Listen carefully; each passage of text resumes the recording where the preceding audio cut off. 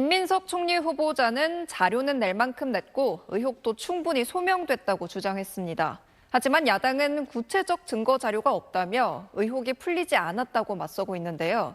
이틀간의 청문회를 통해 확인된 내용은 뭐고 여전히 풀리지 않은 건 어떤 건지 손영한 기자가 정리했습니다. 국회 인사청문회 이틀째인 오늘 김민석 국무총리 후보자는 이렇게 주장했습니다. 결론적으로 저는 내야 할 것은 다 내고 털릴 만큼 털렸다 이렇게 생각을 합니다.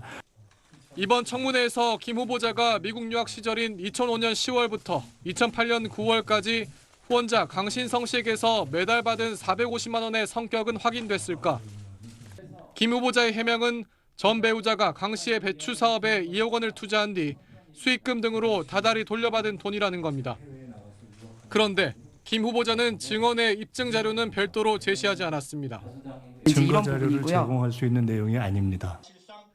지난 2008년 김 후보자의 정치자금법 위반 사건에 대한 판결문에도 해당 거래가 언급돼 있긴 하지만 돈의 성격이 규정돼 있지는 않습니다. 김 후보자가 최근 5년간 수입보다 지출이 6억 원쯤 더 많았던 의혹은 어떨까? 빙부상 부의금으로 1억 6천만 원, 두 차례 출판 기념회로 2억 5천만 원, 장모에게서 생활비로 2억 원을 받았다는 게 김 후보자의 해명입니다. 하지만 증여세 납부 내역 같은 구체적 증빙 자료는 안 됐습니다. 또 꼭 필요하다고 하는 것은 못 주시면 못 준다고 해 이런 이유로 해서 어렵다는 것을 분명히 좀 얘기를 해주시면. 지난 2019년 김 후보자 모친 소유 빌라에서 2달 간격을 두고 건설업자와 배우자로 이어진 의문의 전세 계약. 김 후보자는 마침이란 표현을 사용하며 이런 해명을 내놨습니다. 무슨 쉐어하우스인가 무슨 약간의 그런 사업을 하려고 계약을 했던 것으로 제가 들었고요.